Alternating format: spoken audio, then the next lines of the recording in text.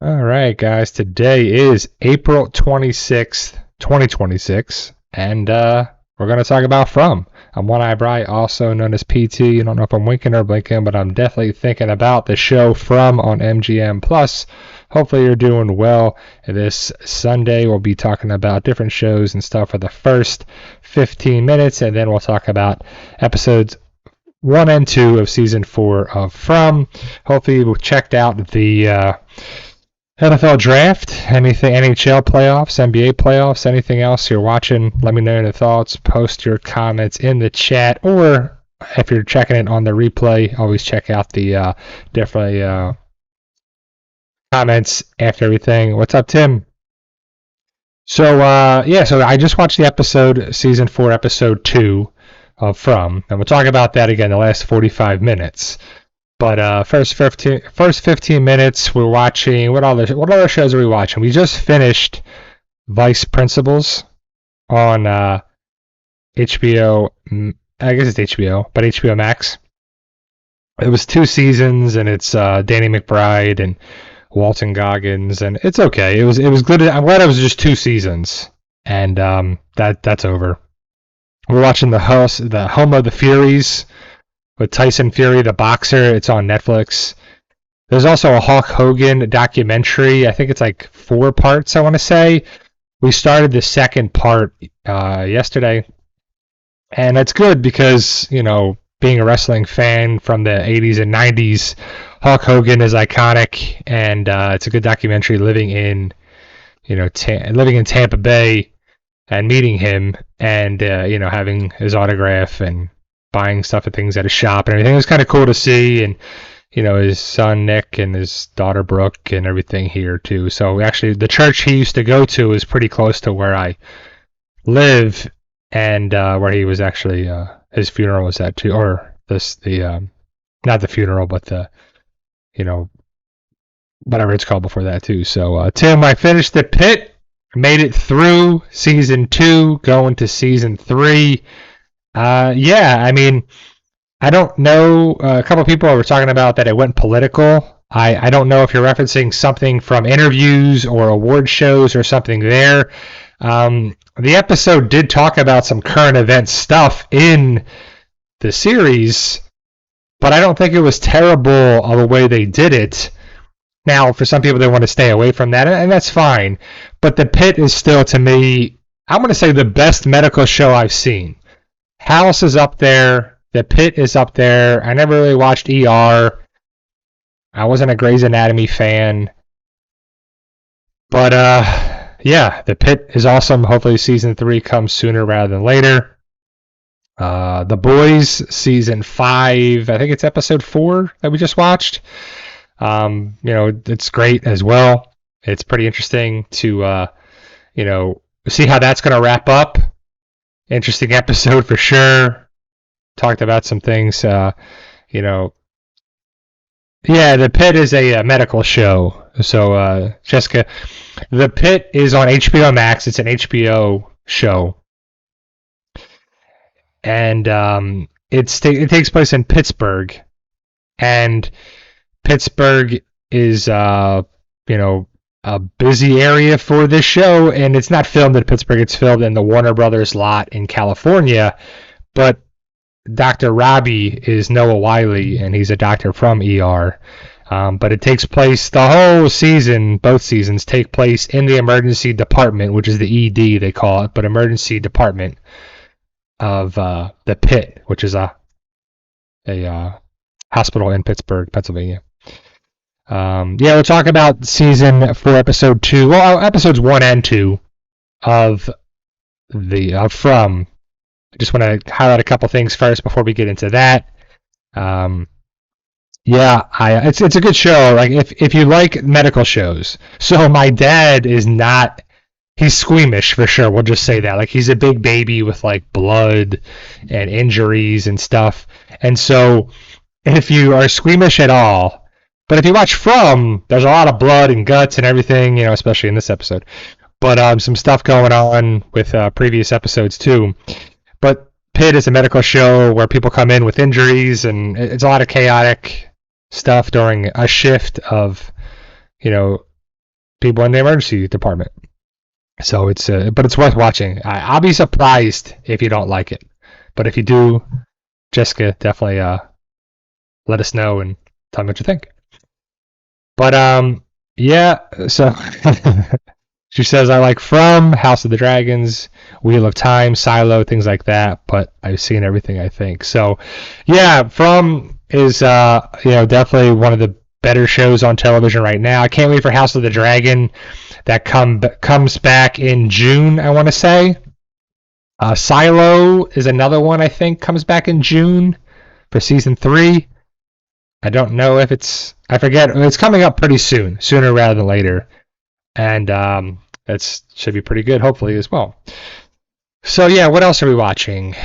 The NFL draft. I watched a little bit of it to see. I was actually in Pittsburgh as well, the actual place of Pittsburgh, Pennsylvania. And I'm a Dallas Cowboys fan, so I've been watching to see how they pick. And my wife is a New York Giants fan, so we got to see what they were doing. And local team here is the Bucs, so I have to see what the Tampa Bay Buccaneers were doing too. So it's kind of cool to see how it goes down, and it's interesting because it's blown out of proportion. Of the interest is crazy for drafting of hypothetical that these players are going to be good or bad or whatever, but only time will tell to see what happens too. So, and I tell you the 2 shows we're watching on Netflix. It's the Hulk Hogan documentary and The Furies, which is a reality show based on Tyson Fury and his family in the UK. And The Boys. And I think that's kind of it. I've given up on Marshals. I told you that last stream that I'm like, Marshals, done with that, not really checking it out because it's just there's other shows to watch, like I don't care to watch that type of show. It just seems like it's fake for it. So if you're a Taylor Sheridan fan, the next, and you haven't watched The Madison, definitely check out The Madison. It's worth watching. But Dutton Ranch is the next Yellowstone spin-off show that connects with Beth and Rip. And I think they said if it gets renewed for a second season, which they don't know yet if it is, but the showrunner's out. The showrunner for season 1 and done. No more for that showrunner. Which kind of sucks. Hey, Carol. Every time I see Carol, I think of the book series, but update, I've written all of Fight for Us 2 Reaction, which is the second book. I'm on chapter 8 of 18 chapters, so I finished the book a week or so ago, and I'm on chapter 8. I'm going to try to edit that today. And I'm enjoying going through it again. Like previously, it was kind of a torture. I hate to say torture, but tedious, annoying thing to go through. But now I like it because I want to clean up the story a little bit. So what I've learned from Sylvester Stallone and his documentary on Rocky is that if you don't know that he wrote Rocky in like a weekend, like a 3-day, Friday, Saturday, Sunday, whatever. He wrote it in like a couple of days. And he just wanted to get the stuff down. He was writing and this, that, and this match and this and there too, and whatever. And that's how I write the first book when I sit down and write. I just write what comes to me. And it's just as the story unfolds in my mind as I'm typing, I just want to have it down. And then I call that my rough draft. So now I'm on the rough draft. So I'm trying to clean it up. And then I want to finish that, and then I'll have my wife read it, and then I'll go through it, the final one. I'm going to work on the cover, and work on the back cover, and work on the synopsis and everything to do that, and get it up on Amazon sooner rather than later. But again, I'm not trying to rush it because I've learned my mistakes previously in the first, I don't even know, 6 books or so of Fight for Us, that I'm like, yeah, that's it was rushed, and it definitely, it hurts because if someone reads it, they're like, this is trash, this is garbage. The grammar, the punctuation, the this, that, the errors, the spelling, whatever, And And it sucks because I was excited to have it, and I've learned my lesson, and hopefully everybody can else learn the hard way, or sorry, learn the non-hard way after my ups and downs and all arounds with it. So, but live and learn, and I try to help people, and so they can learn through what my mistakes, or should I say, my lessons learned. There's a good saying that says, "There's no mistakes in life, only lessons learned." And I like that because we're all human. We all have problems. We all don't do everything perfectly all the time. But how we can go about them, and if we don't change when we try to change what's important to us, we're going to keep making the same mistakes. And so try to live and learn and go through it, and that's part of life that I try to focus on and improve on too. So yeah, Buckus, yeah. So his dog. He sold his dog, Sylvester Stallone, and he was so broke that he sold his dog to somebody. And when he started to make it in with Rockies, he got money. He went in to go buy the dog back, and I think the guy charged him even more. But he got his dog back, and his dog's name was Butkus, and he's actually in the first Rocky, I believe. I feel to say the guy that he sold it to is in there as well, but I could be mistaken. But so hopefully you guys are enjoying From. Season 4 started last Sunday, and in the thumbnail you can see the episode titles, the dates that they'll be on, and there's 10 episodes this season.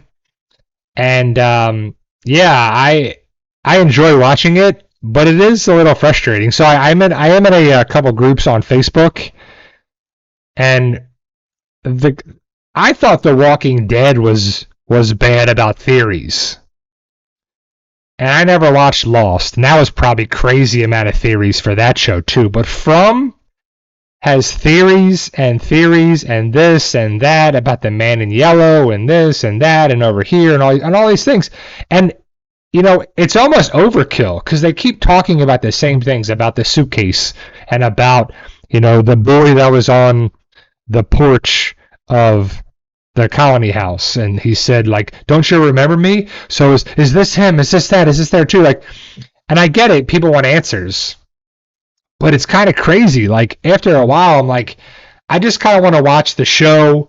Some of our theories have come true, and I still feel like our ending theories are going to happen, which I'm not excited about unless it's the good theory that I think about, but I'll get into that in the next 45 minutes. But From MGM Plus, definitely check it out if you haven't as well. Are you guys watching anything else? Do you recommend any other shows, movies? Are you excited for any shows or movies that are coming out very soon? We haven't started the second season of Beef, but Beef is a show on Netflix, and the first season had, I believe it was Ali Wong, and it was Steven Yeun. They were the people having a problem with each other. The second season is different people. It's Oscar Isaac and other people that I don't know. But I definitely check it out. I just haven't watched it yet. And it's kind of good. It's kind of a good problem to have. Like, there's a lot of good shows to watch. And again, I'm a one episode a day kind of guy. Oh, we're still watching Home Improvement on Netflix, which is still great. I mean, the show is still hilarious. Like back in the 90s, I think it says like we're on season 5, I want to say. And I think that said that it was in 1995. That's crazy. And then the show still holds up. There's still stuff that's like timeless. There's stuff that works because of universal truths or universal connections too. So Tim says on YouTube they dissect From unlike any other. I know I haven't seen it like any other show. Like, what's another show that they've broken down? Like, I used to break down The Walking Dead, and I thought, especially with Negan and all that stuff, I thought we were going crazy with all these different theories and speculation and all the ideas and putting stuff together. But man, From is crazy. And again, we'll talk about that in a couple minutes for sure. Hard Next, he says Coyote versus Acme. Look forward to for now. Carol says started beef but fell asleep on it. So it couldn't have been that good if it were falling asleep, even though you might be watching it later in the day, or maybe you were tired or whatever. So maybe that's what it was too. So, all right, guys. So let's get into From. So the first 15 minutes is over. Let's talk about From, or other stuff as topics as well. But I want to get into the spoiler warning of From season 4, episodes 1 and 2. So season 4, episode 2 picks up right after, the next morning after 4:01. Sophia is outside when Kenny wakes up inside the, I guess, the medical area, the medical house. And Kenny goes outside, and the monsters come out there, and they look at Sophia, and they don't get to him in time. They go inside, they lock the door, and, Sophia's kind of scared, and she says this. But it's all an act, it's all crap. It's a little overacting. It's a little much. It's kind of a little annoying. But because the pastor has died that we knew about there for sure. And then Boyd wakes up. Everyone wakes up. They're all there too. And Boyd talks with Elgin. Well, kind of threatens Elgin to say that you got these injuries because you were helping Fatima. That's what you're going to say. And if I don't, then, he threatens them and kicks the bag underneath and whatever. Boyd walks out of Colony House and looks through his binoculars, and that was the scene from the trailer. He looks down and sees a bloody bag that's being hung from the motel sign, and there's a string and whatever. And I'm like, who put that there? We don't know. But the big thing was we thought it was going to be Jim's body. Everybody thinks it's Jim's body. Of course it's not. It's like goat heads or ram heads or animal heads, and there's just blood dripping and whatever. And it's really drawn out, and it's everything. And because Jim never came home, but we knew why.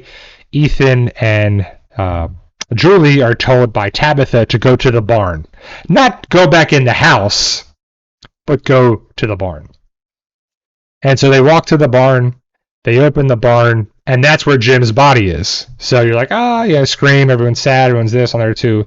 It's very, we already knew it was coming, but, it just shows us that Jim is actually gone because of the man in yellow ripped out his throat, and we knew that's what happened. And so it's very, sucks that he's gone, but he wasn't gone because we got to see him later on. The same actor played Jim talking to Ethan, but that's how the episode basically ends. And so in this world of From, when stuff happens and people talk about stuff, and it's still annoying where they're not talking about things and exploring avenues and exploring stuff, we get like half the information. And, the thing that was written on the wall, knowledge comes at a cost, in white paint. And then Tabitha's trying to scrub it down and get it off.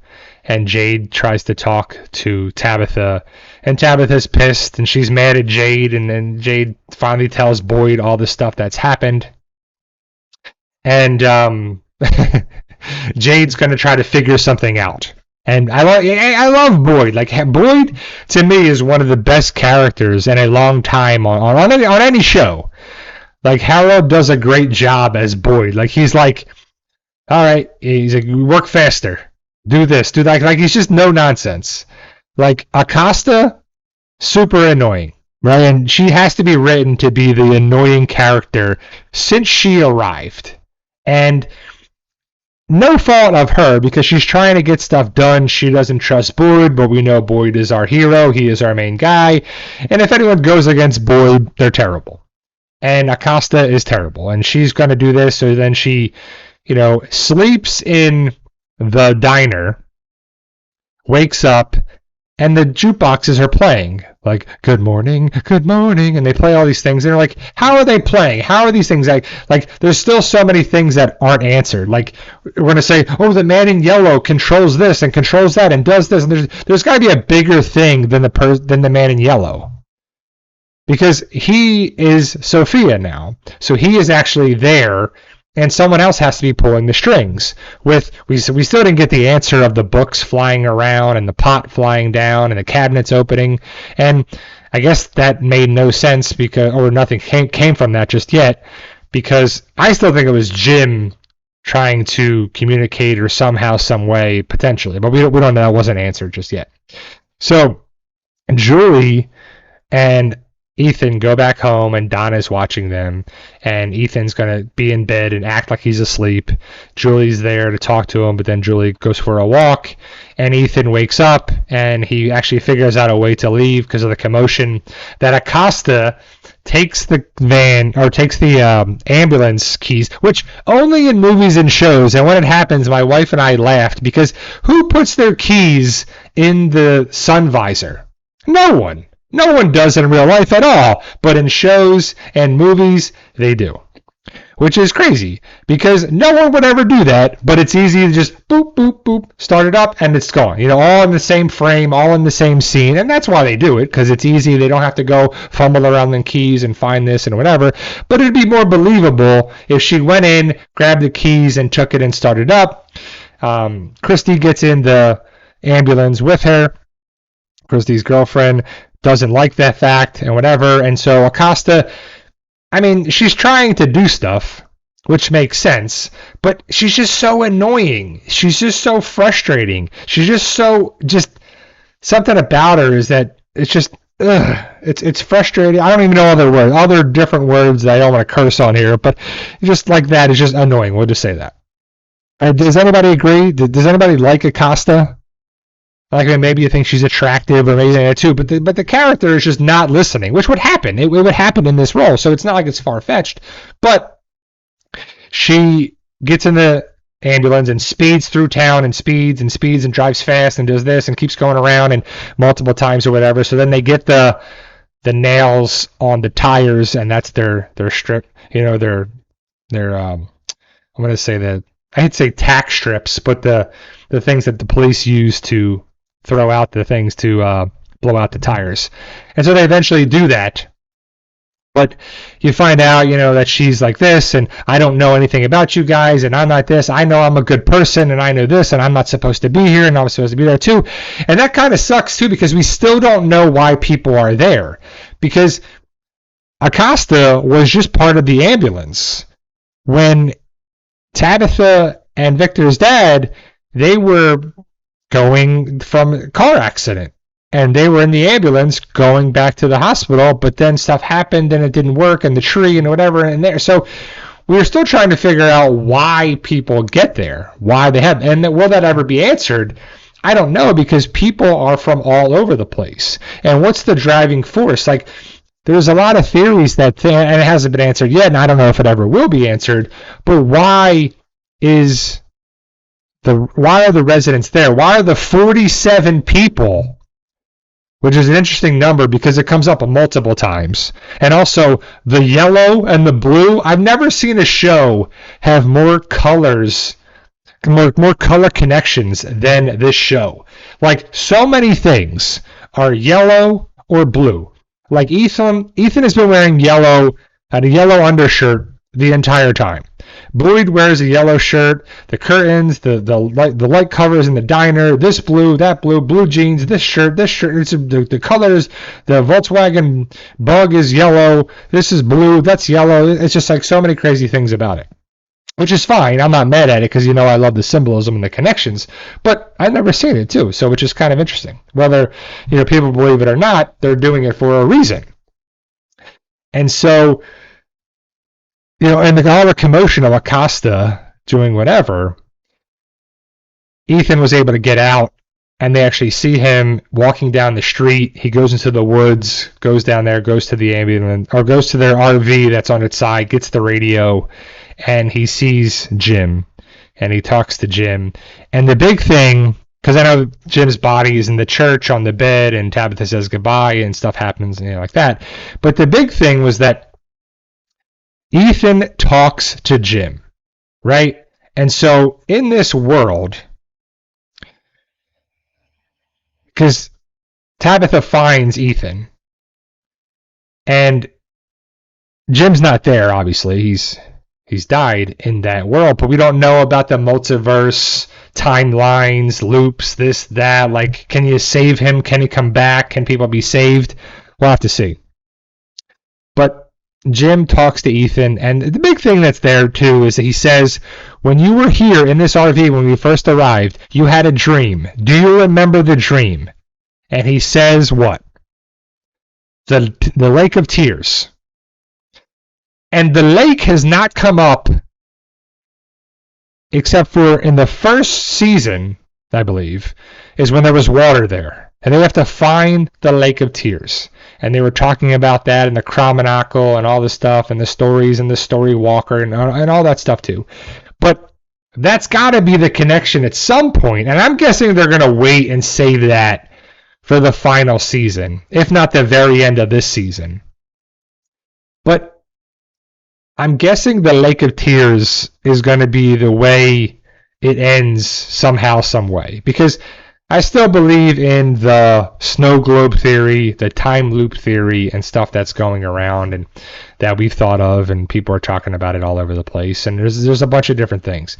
But it's just kind of crazy because I feel like they brought it up again, is that the story, once it's been told, you can't change it. No one can change a story once it's been told.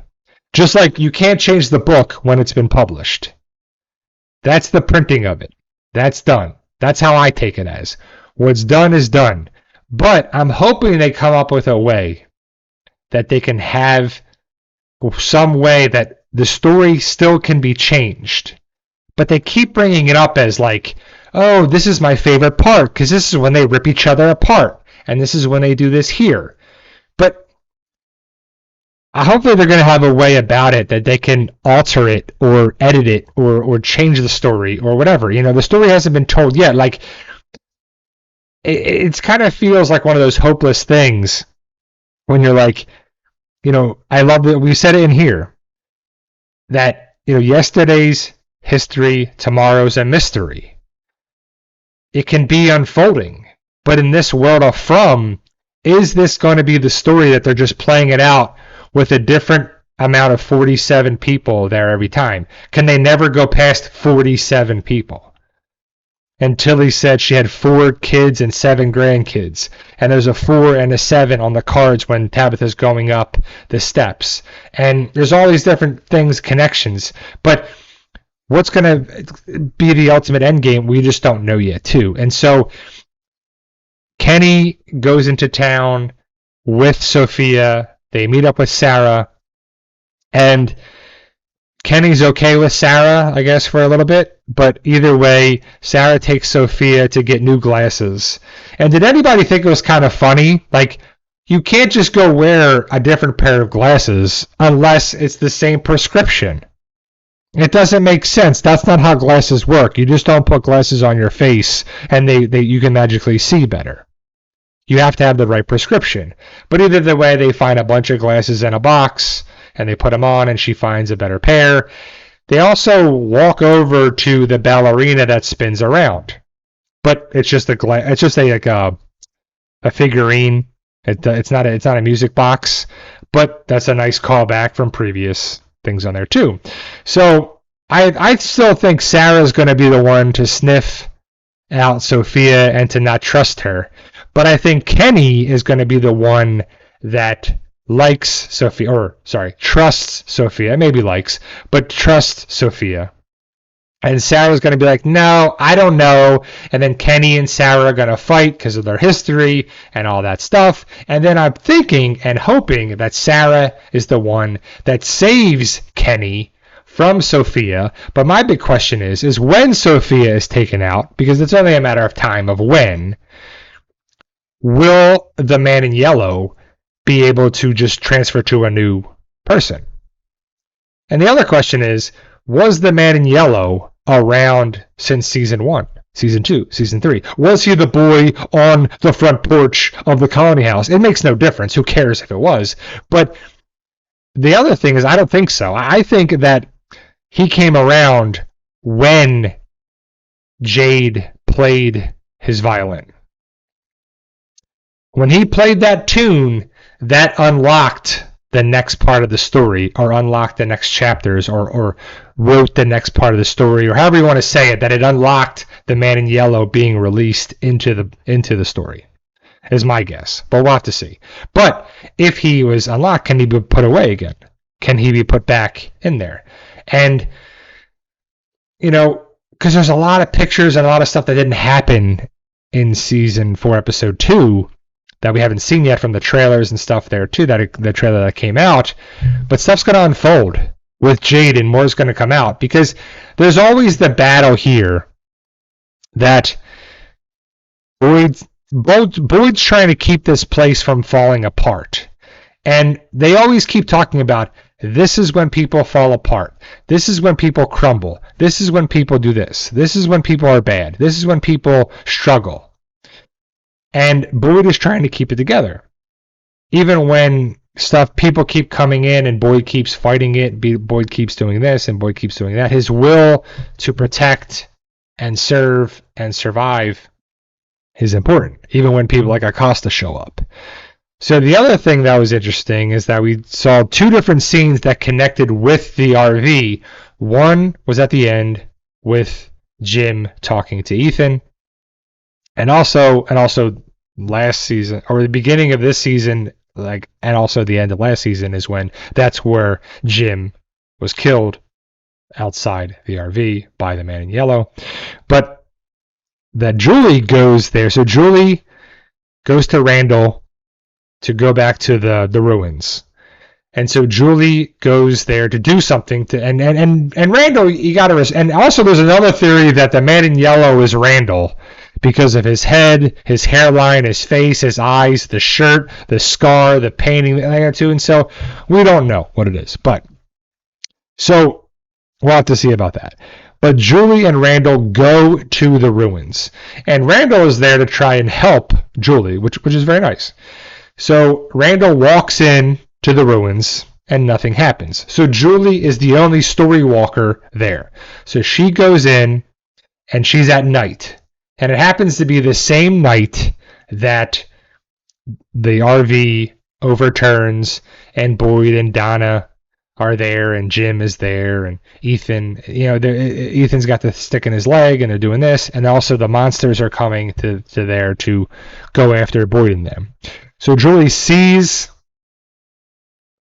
all this unfolding. She sees Jim is alive in that part of the story because it's much earlier in the story.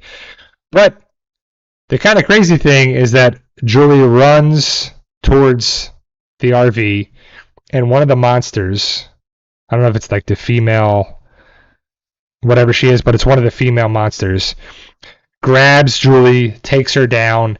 And the other thing I didn't like is that Julie's going to have like kind of a seizure when she's in there. And Randall was told by Julie to, like, even if it gets really bad, I need time in there. But she should have said, like, I need some time. Like, give me a minute. Give me 30 seconds. Give me 2 minutes. Give me whatever, right? But Randall's, like, concerned. And he was actually being, very nice and helpful for Julie. And the monster takes Julie to the ground in the woods. And the lady changes into the monster and is about to slash Julie. But then Randall pulls her out, and then she's okay, and she's safe. But my question is, if Julie dies there in the ruins, story walking, would she die there?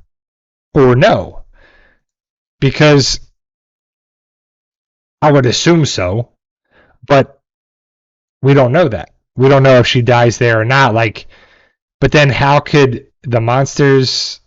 I don't know. It's just crazy. So we'll have to see how it unfolds with just what the connection is with it too, because Julie is clearly going to have to. She goes back probably a bunch more times, and we're going to see some stuff in upcoming episodes that I'm looking forward to, especially with previous stuff that Victor saw with everyone dead in the streets.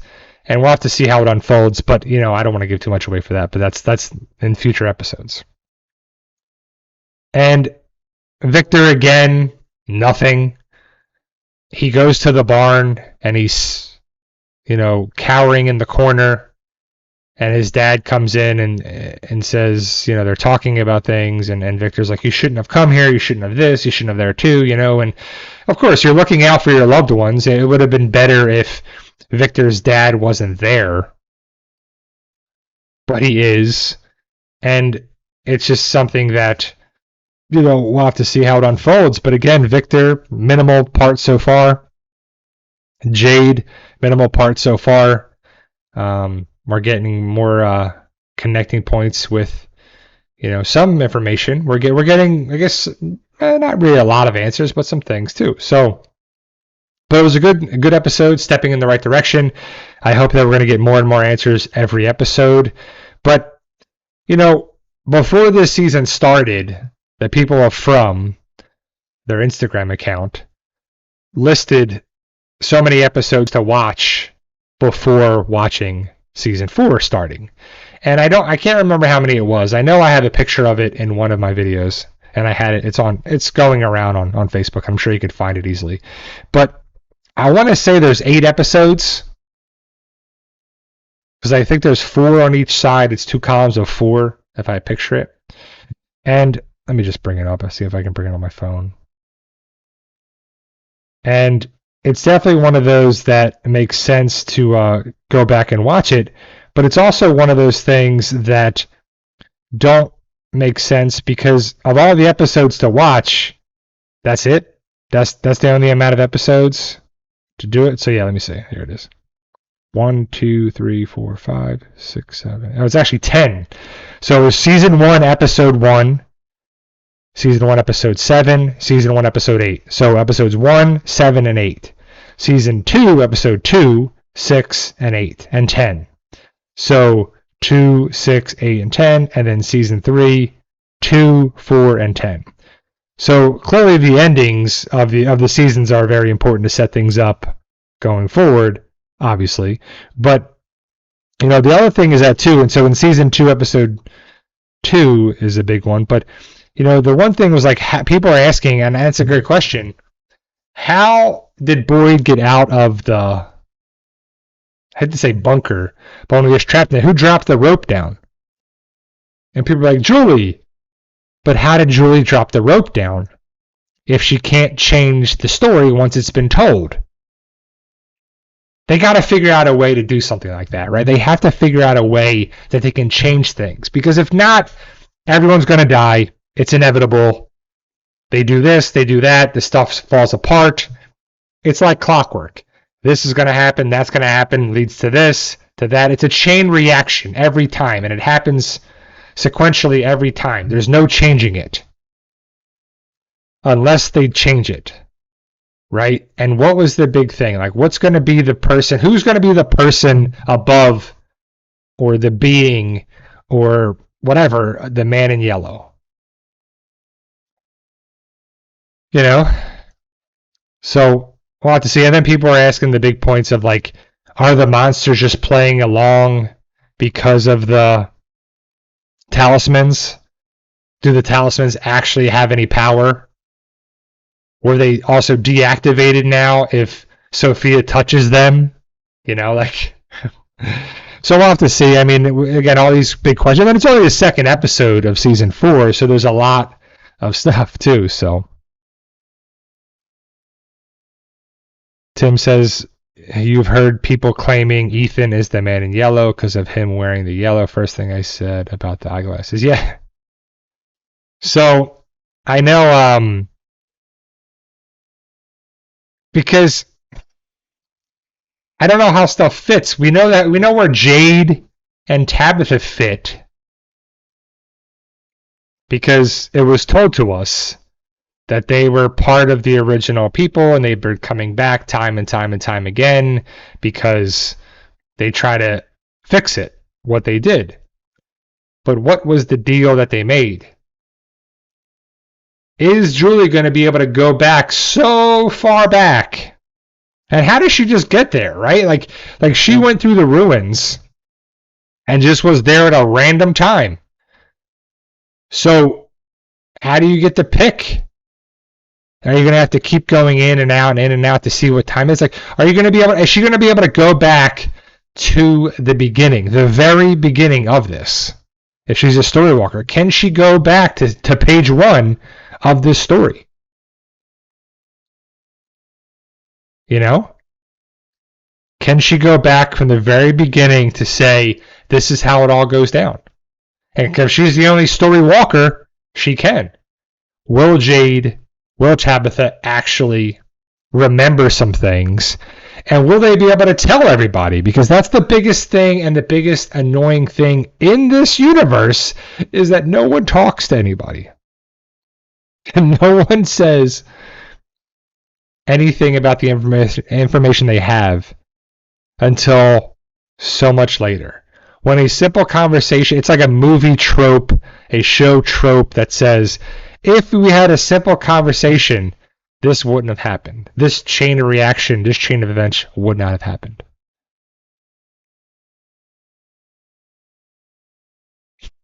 Tim says, I prefer to call Tom, Abby, Father Katari, and now Jim as ghosts. I've hated hallucinations in shows since Rick and Lori. Well, the Rick and Lori thing, that was really stupid. Like, the phone call, the walker just ate all the bones too, like the fat walker who ate everything. There was no Lori body. Rick was having the phone call with all the different people that he lost. And then Lori and this, and then Rick goes out there and it's a walker, whatever. You're like, so. Lori a ghost, yeah. Lori was pretty terrible. And I was thinking about this, I don't know, before the live stream, that I still say this is I wish that Shane and Andrea left the group in season 2 and they went away, and Shane and Andrea were part of the Saviors in season 6. Or season 7. Yeah, season 6 and season 7. And that set up a connecting point there. And it would have been a great, nice, different twist from the comic and the show and the comic and all that, set that up on there too as well. But then I was thinking about it too. Once the story's been written, or once, no one can change the story once it's been told. But you can there. You could change things. You can adapt things. You can modify things. Right? Because it's like saying you heard this story, right? That a guy went to the supermarket and he got a bag of peas and he did this and he was walking back to the register. He slipped because the bag opened and he went down and someone heard this. And that's the story.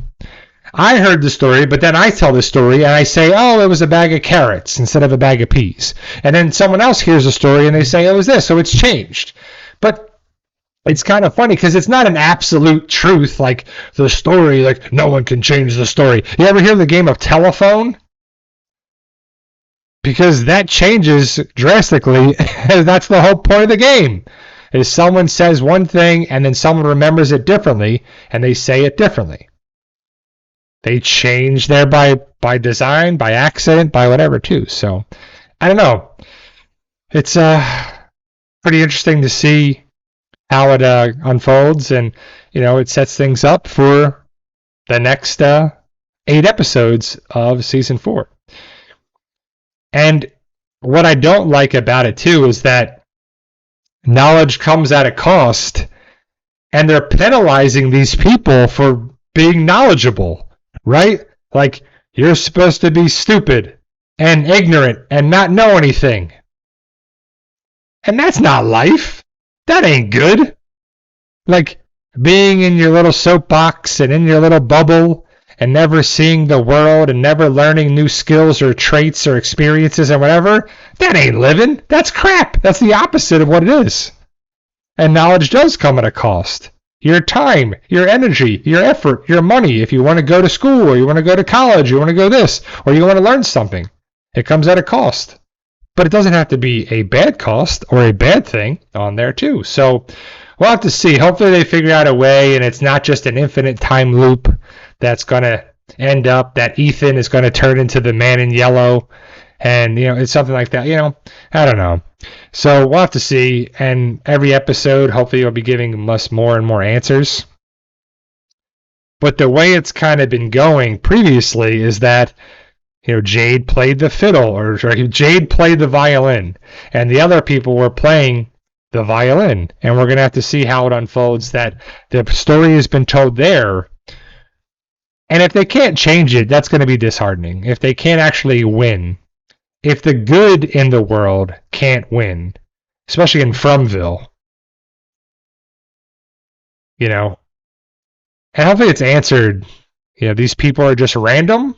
These people are always going to be the strong type, the weak, the mom, the dad, the uncle, the family, the little kid, the grandma, the this. Is that what it's always going to be? They're always going to have their 47 people there?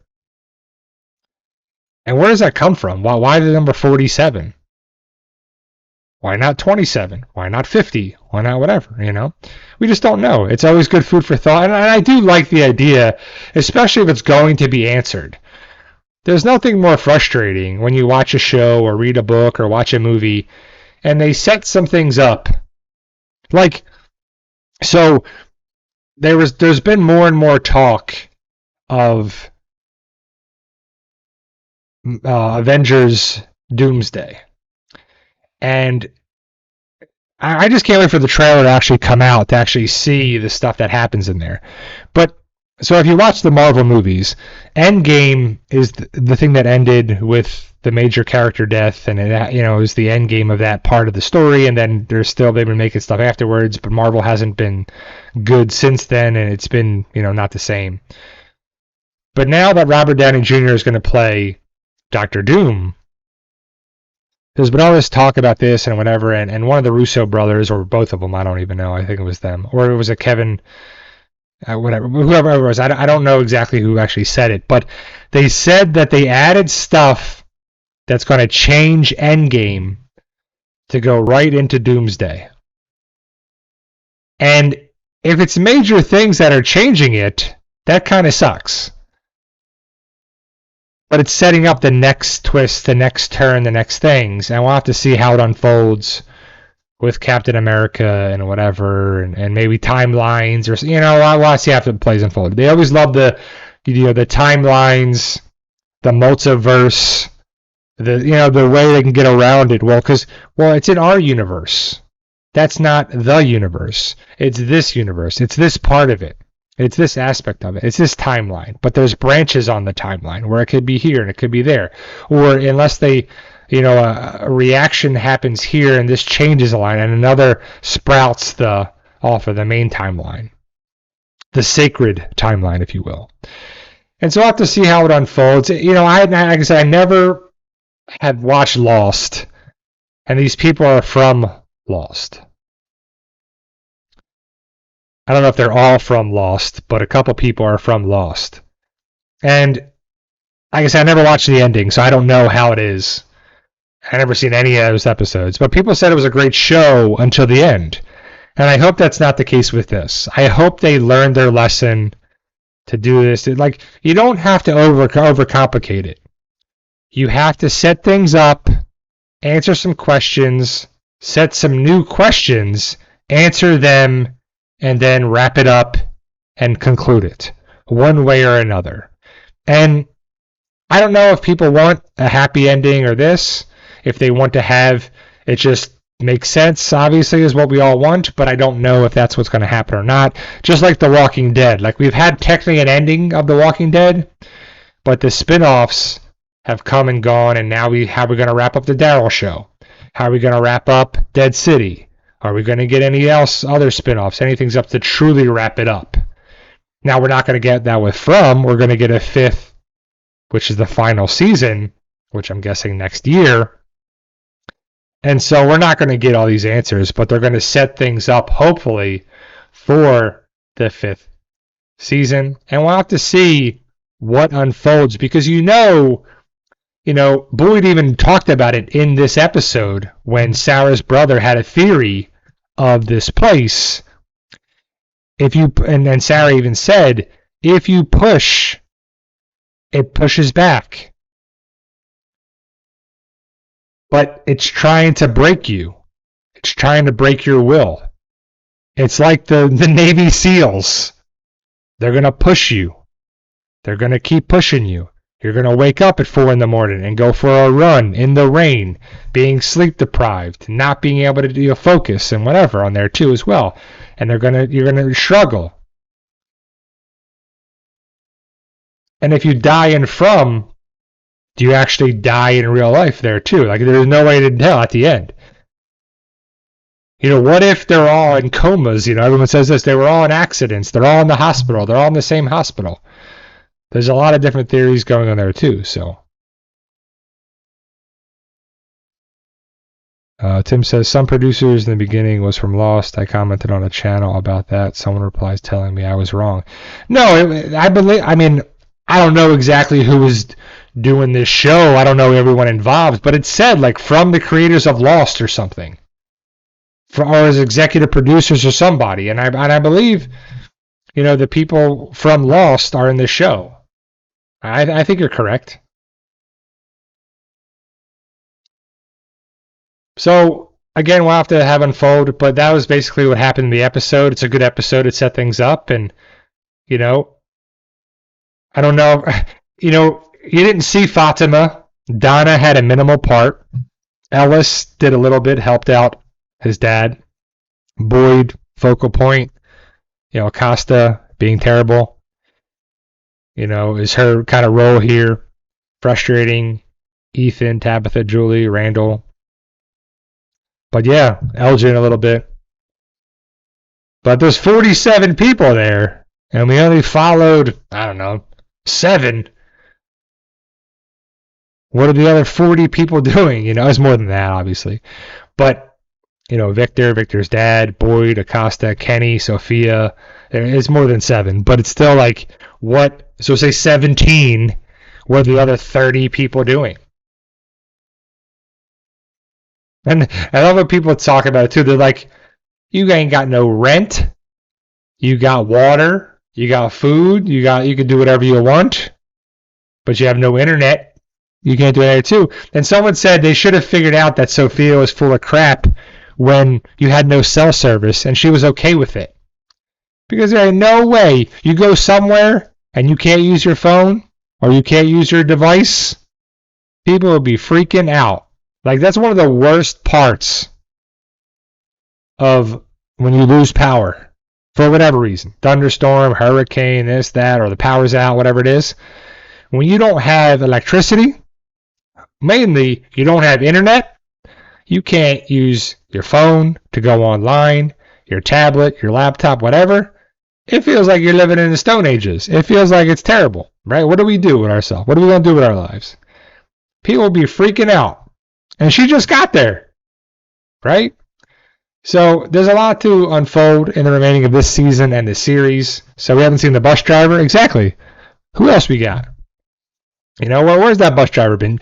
It's like these characters have their parts, and then they throw them away. You have your main character, and everybody else is filler for the story for those main people to get to the next step. Like Ethan, like Julie, like Tabitha, Jade, Boyd, and so on too.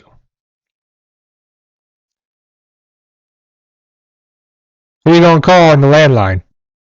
What are you going to do with that? You're going to call someone up and say, yeah, I got no power. It sucks.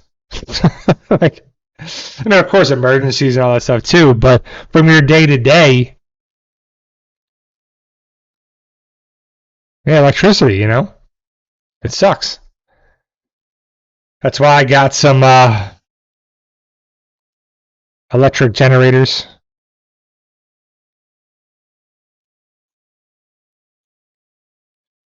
So, call Daryl. Call for help. But yeah, so either way, it's pretty good. Hopefully you guys are doing well. I got 6 minutes left, so I am excited to wrap up April. So next Sunday will be May 3rd. I will have that live stream. But the week after that, I will not be available to do a live stream. And so I got next week's from the Talk About, then I'll miss a week, then I'll be back on the 17th. So, but Kentucky Derby is on Saturday. That's a big day for my dad. He's a big horse racing fan.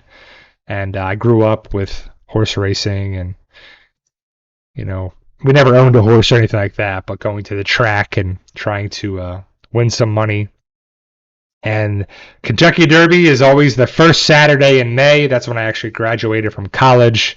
And it was a big deal because I remember my dad's like, that's Kentucky Derby Day, right? And I'm like, I don't know. I didn't pick the date. Sure. But now I'll never forget because when I graduated college, it's on there. So it was kind of funny. But that's Saturday. The boys on every Wednesday. What else? Anything else come out like during the week? Because the shows that I watch are already online. Like the documentaries on Netflix are already up. The shows are up. I don't know. I don't have anything else coming out this week. I got some dividends coming up for my stocks, which I'm excited for because it's always a good day when you get paid from your dividends. So Tim says Boyd's got every bullet, he claims. But Donna has the guns. Boyd's got bullets. Donna has guns. Who has all the brain cells? Well, I guess there's nothing more useless than a gun that's not loaded or whatever, right? They say.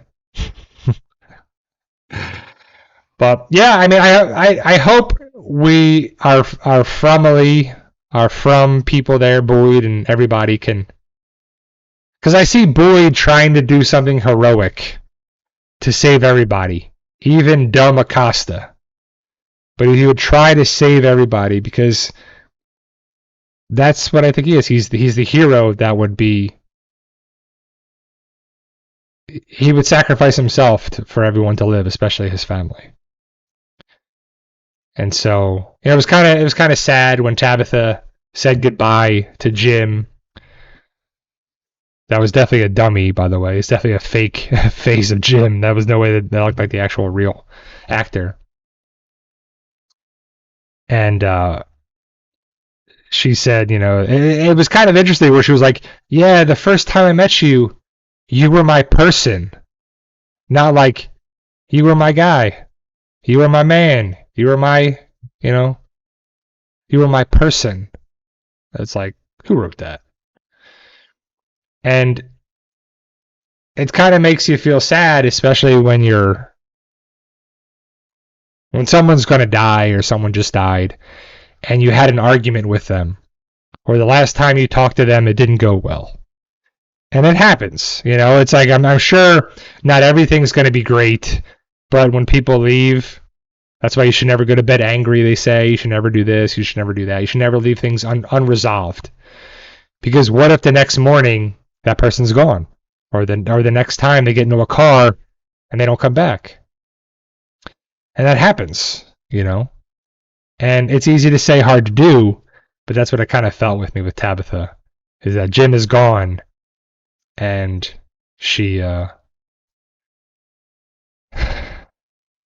to, fight with him.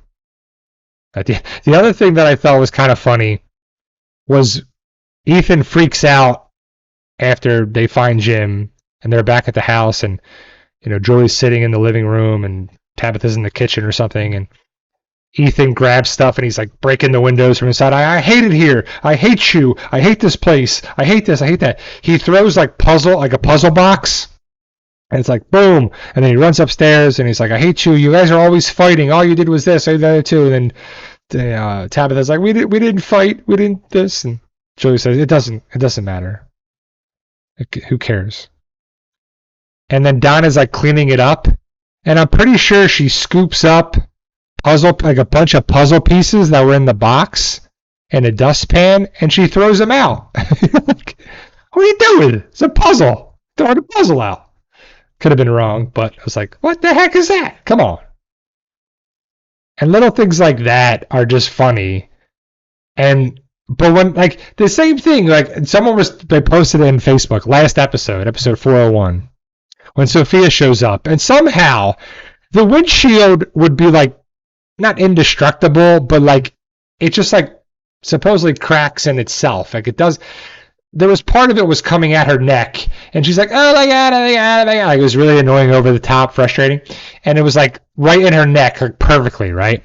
And so instead of like holding the seat and stabilizing it so it doesn't move forward and reclining it, they just had, it was so annoying. It was like, just recline the seat, put the seat back, put the seat back. What are you doing? Like, just so frustrating. And I hate when shows start to do that more and more and more in there as well.